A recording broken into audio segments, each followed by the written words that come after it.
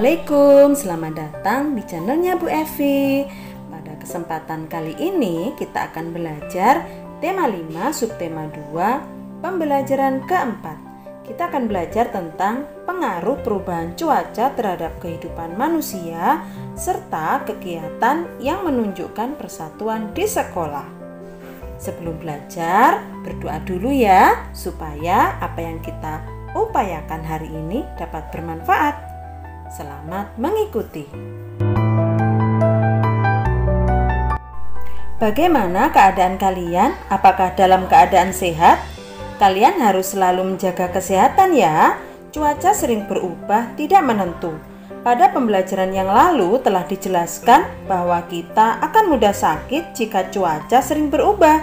Jagalah makanan dan minumanmu serta rajin berolahraga agar kalian selalu dalam keadaan sehat. Bagaimana cuaca pagi ini? Apakah sama dengan cuaca tadi malam atau berbeda? Apa saja yang kalian lakukan saat cuaca cerah, berawan atau hujan? Coba simak berikut ini ya.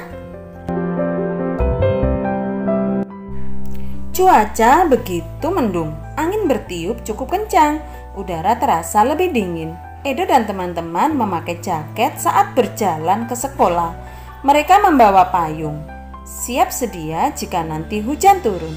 Mereka juga membawa artikel koran, artikel tentang pengaruh perubahan cuaca bagi kehidupan manusia.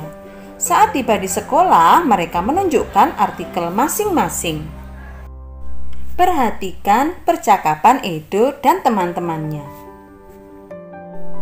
Dalam kedua artikel yang mereka bawa berisi tentang pengaruh cuaca bagi kesehatan serta banyaknya pasien di rumah sakit akibat perubahan cuaca.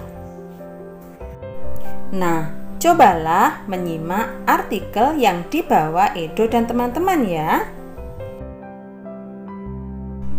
Pengaruh cuaca terhadap kesehatan dan perilaku. Jakarta, CNN Indonesia. Kondisi cuaca ternyata memiliki pengaruh besar terhadap manusia. Pengaruhnya adalah sebagai berikut. Pertama, udara sejuk dapat membuat tidur menjadi nyenyak. Udara yang sejuk tidak terasa panas, angin berhembus dengan lembut. Kita pun dapat tidur dengan nyenyak. Kebalikannya, udara yang panas membuat kita berkeringat. Tidur pun menjadi tidak nyaman. Kedua, hujan dapat membuat alergi kian parah. Banyak orang yang pilek karena alergi, salah satunya karena cuaca dingin. Saat cuaca hujan, udara menjadi lebih dingin. Alergi pun dapat bertambah parah. Ketiga, hari yang cerah sangat meningkatkan suasana hati. Saat cuaca cerah, langit terlihat biru. Kicauan burung-burung pun terdengar. Suasana ini dapat membuat hati bahagia sepanjang hari.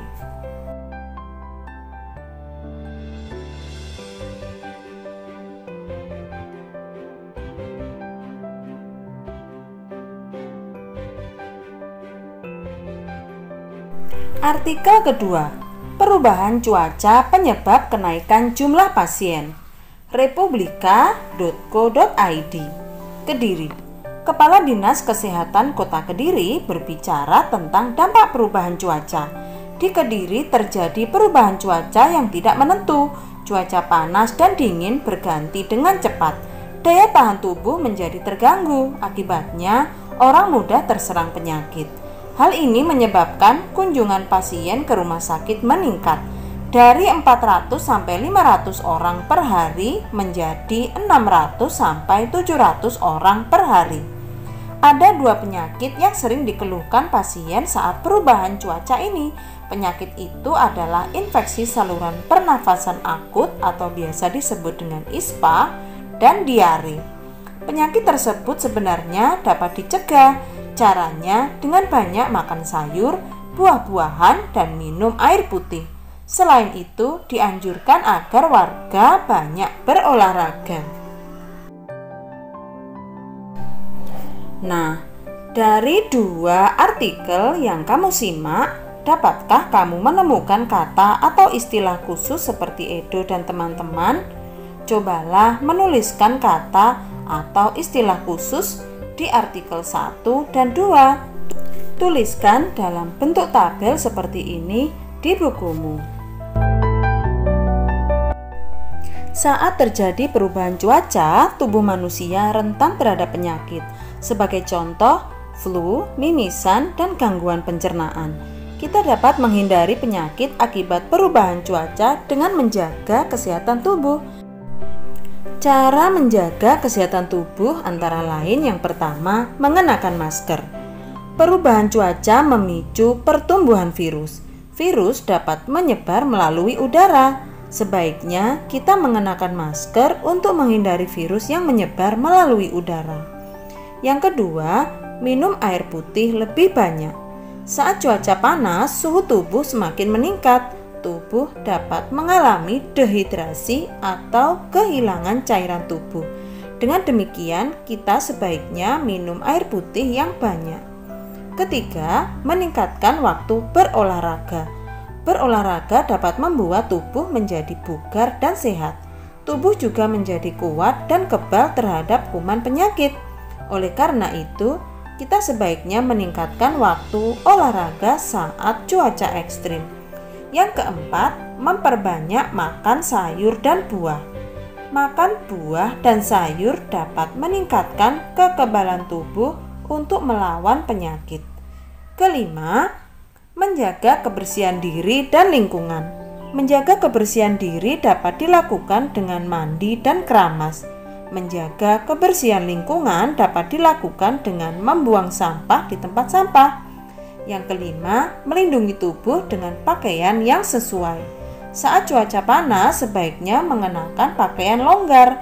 Kita juga dapat mengenakan topi saat berkegiatan di luar ruangan. Saat cuaca hujan, sebaiknya mengenakan jaket untuk menghangatkan tubuh. Tahukah kamu apa itu dehidrasi? Dehidrasi adalah kehilangan cairan tubuh. Saat cuaca panas, suhu tubuh semakin meningkat. Tubuh dapat mengalami dehidrasi. Tanda-tanda orang yang mengalami dehidrasi, misalnya yang pertama sakit kepala. Saat tubuh kehilangan cairan secara terus-menerus dapat menyebabkan sakit kepala. Semakin banyak cairan tubuh yang hilang, kepala akan semakin sakit. Yang kedua, urin berwarna kuning pekat.